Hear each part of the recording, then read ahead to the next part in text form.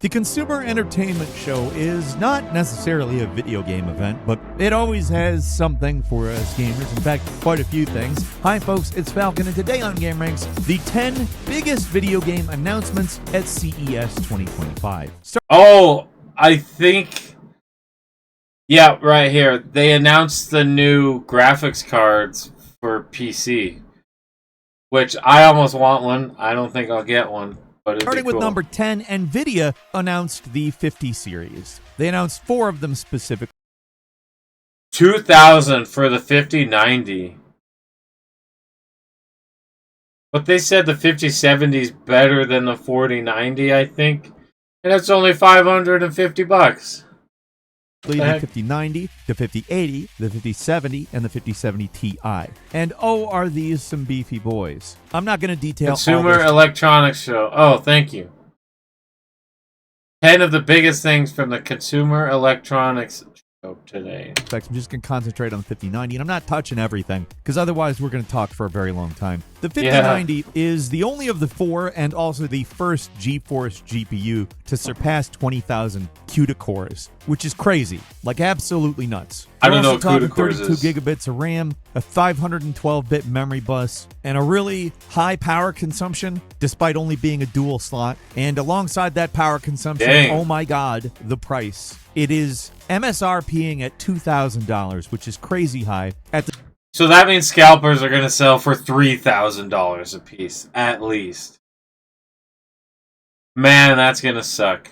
If anyone wants one, they're going to have to get it pre-ordered. At the same time, I mean, you're going to get some insane performance out of this thing. It's a huge step up from the 5080 in everything but memory speed, but it basically doubles the memory bandwidth. So again, it's a big difference. And the 5080 is going to be $999. The 5090 is going to be $1,999. So there better be a big jump between these two things. Still, that's an exciting announcement. I'm really excited to see what this thing can do. I'm not sure if I will be buying one. That's a little high for Falcon's wallet, just in case any of you guys think I'm absolutely filthy rich. That's high for anybody's wallet, I think. For one part on your computer, when you could build an entire computer for $2,000, that will run pretty dang good. No, but still exciting. We'll see. We'll see what happens with this thing. I will say I won't be particularly happy if they start designing games that require a 5090, especially given the fact that, you know, system requirements haven't exactly meant better graphics, as we talked about recently. True.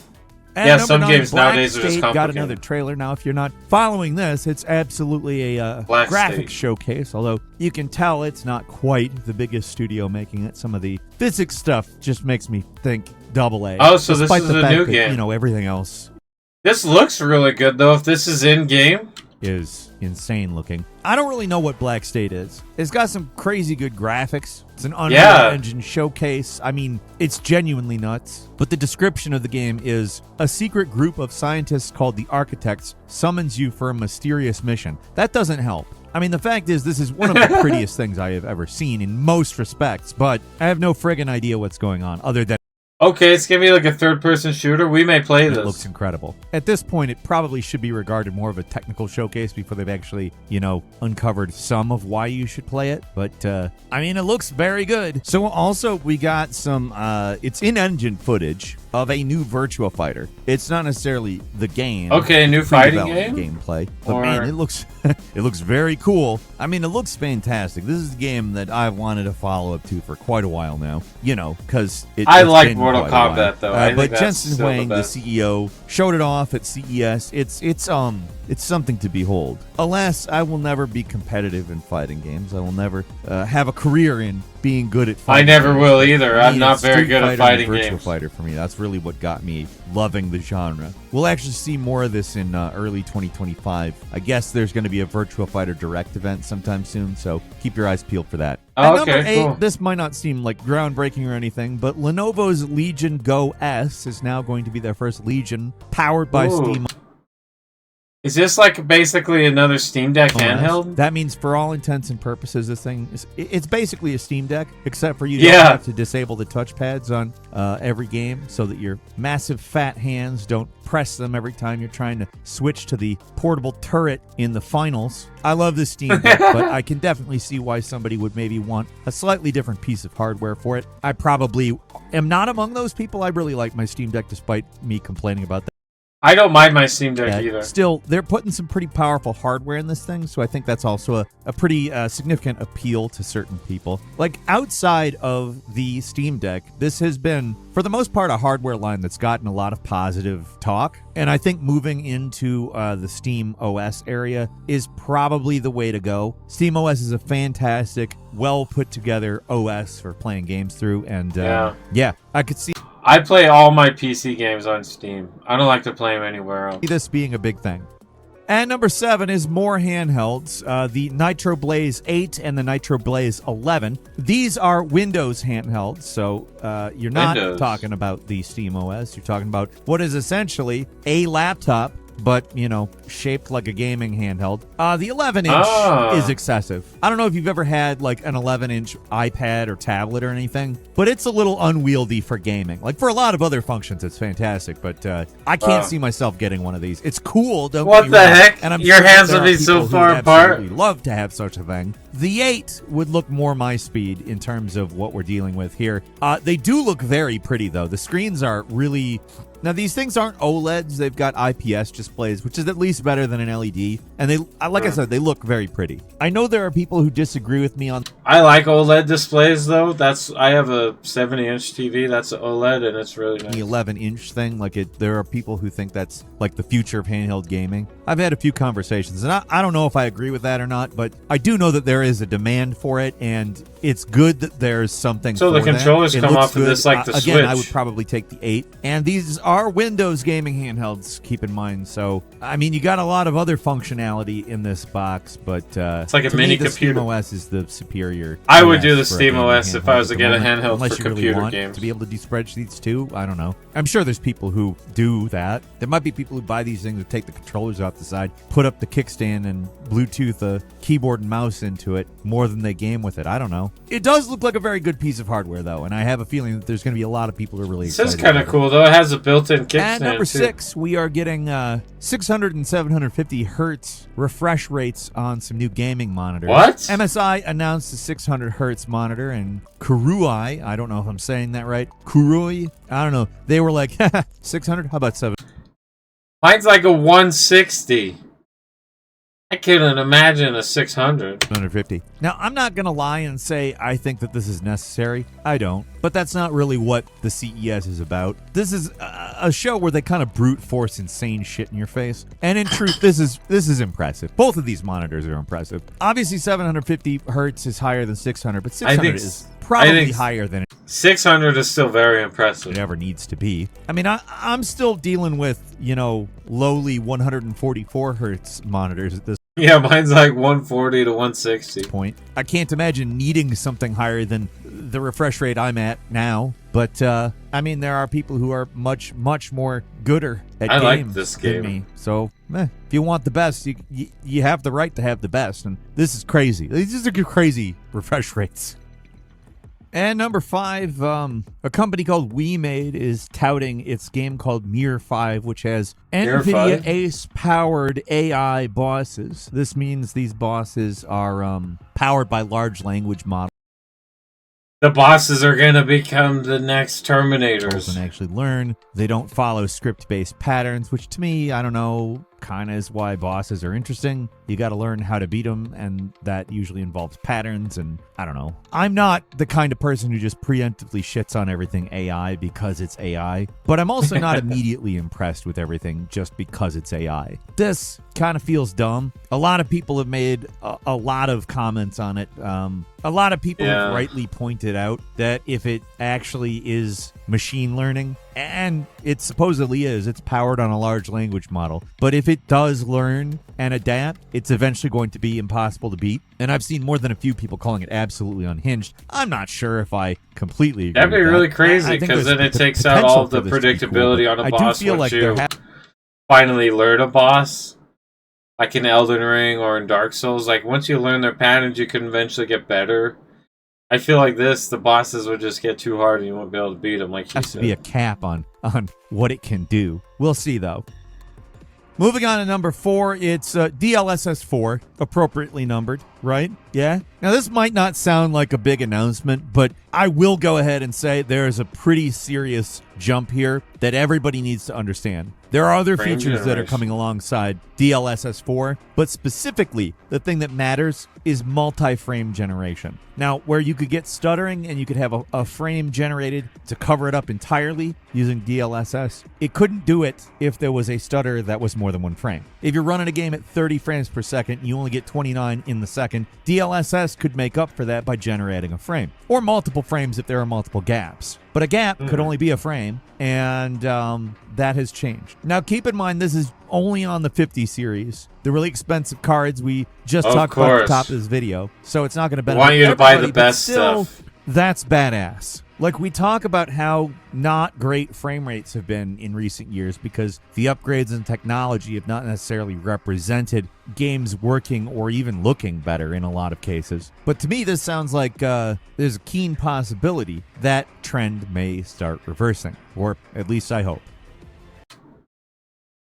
Sometimes it's hard for me to tell. But This one I have mixed feelings about. You'll see exactly why. PlayStation announced several movies and an anime. I'll say the anime first because it's unambiguous. PlayStation announced it's Ghost movies? of Tsushima anime. I can't imagine not wanting a Ghost of Tsushima anime.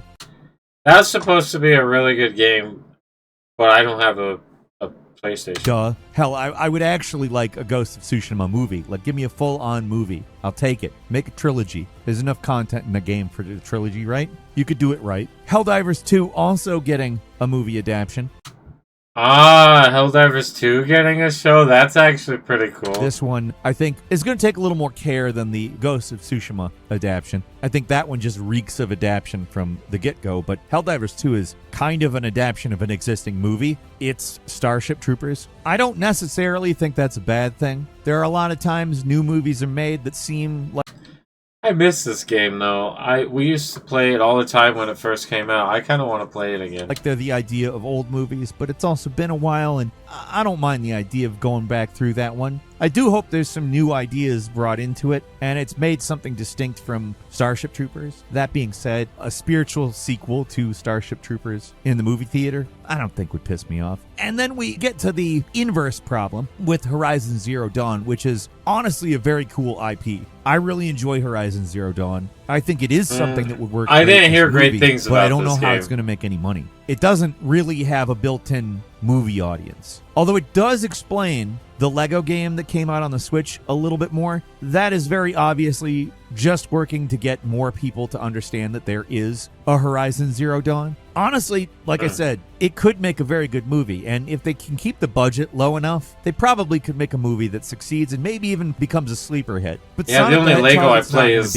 If it does well in the box office, it's because Fortnite Lego. there were a lot of wise moves made in the creation of that movie. Just to be frank, that's probably the one out of those three that has the most potential as a movie. Ghost of Tsushima, I think they're keeping as an anime because there is actually a lot of content and story. That makes sense to do as, you know, a series that's broken up into episodes. Helldivers 2, again, Starship Troopers. Horizon Zero Dawn could be a really cool movie, but it is very, very limited in its appeal. It is not a niche game. It's pretty mainstream. It's a pretty successful game franchise. But, like, let's think of, you know, Uncharted, which is a similar game in some ways and much bigger. Did that movie really do that good? Had a $120 million budget, made a $407 million. So it was a profitable movie, but that budget really cut into the profitability. You have to double a budget to account for the marketing campaign. That's where the break-even point for a film typically is. Some say it's 2.5 rather than 2. If it was 2.5, this movie was barely profitable. But if you can make a Horizon Zero Dawn movie, hey, I mean, at least they made money on it. Great investment, because it has the potential to do that same kind of box office numbers if marketed right. Marketed like it doesn't have a built-in audience. I've talked about this too long. Let's move on.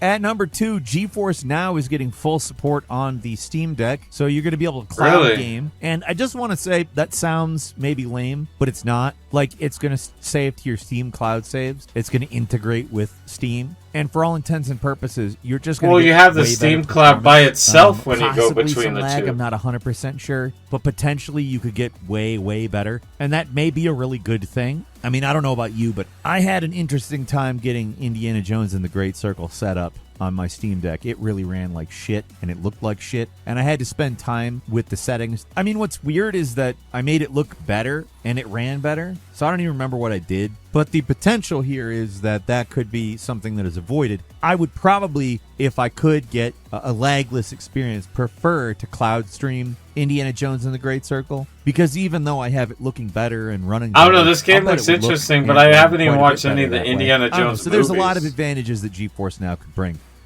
And at number 1, Atari seems to be doing something cool. I mean, way back in the day, there was the Atari Game Station. Now, are they coming out with a new game system? That gives you access to a ton of Atari games. And I think I'm actually sold on it. It's $149. It'll come out later in the year. And it actually... We're getting one of these. Atari thing. There's an HDMI out on it. You can Bluetooth controllers onto it. And it's got like all of the Atari stuff. Like all of the Atari stuff. Well, probably not all of it, but there's a lot of it on here. I don't mind Atari. What? That's actually really cool. I love Atari. Atari actually, was the game generation before I got into video games. I was minorly familiar with Atari from like classrooms. In kindergarten, there was an Atari. Played maybe really once making or sure twice. that you know that I'm extremely old. But yeah, I'm psyched. I'm gonna buy one of these. It looks cool. It's got a bunch of cool features. It's very neat. I do have is that a pinball? Quick bonus like for you. pinball. It's this new MCOM iPhone controller that actually magnets onto the MagSafe thing on the back of the iPhone. If you have an Android, it's still compatible and actually gives you stuff to add the same feature to your Android. It looks really cool. Reminds me of a DS, except for it's got real nice fancy Hall effect joysticks on it. It's really neat. And then the other thing I have to show you is Sony with this big Last of Us LED screen. It looks kind of like an on-rails old school arcade shooter of The Last of Us, but it's just like brought up to the nth degree. Like, it's all around you. It's on LED That's kind of screens. cool. Honestly, sounds kind of lame, but actually looks pretty cool. I loved that old type of on-rails shooter, Virtua Cop or Terminator 2 type old school game. And I would love to see that return in a giant room where the game surrounds you entirely. I'm for that. That's all I got for you today. Leave us a comment. Let us know what you think. If you like this video, click like. If you're not subscribed, now's a great time to do so. We upload brand new videos every day of the week. Best way to see them first is, of course, a subscription. So click subscribe. Don't forget to enable notifications. And as always, I thank you very much for watching this video. I'm Falcon. You can follow me on Twitter and book me on Cameo at Falcon the Hero. We'll see you next time right here on Game Ranks.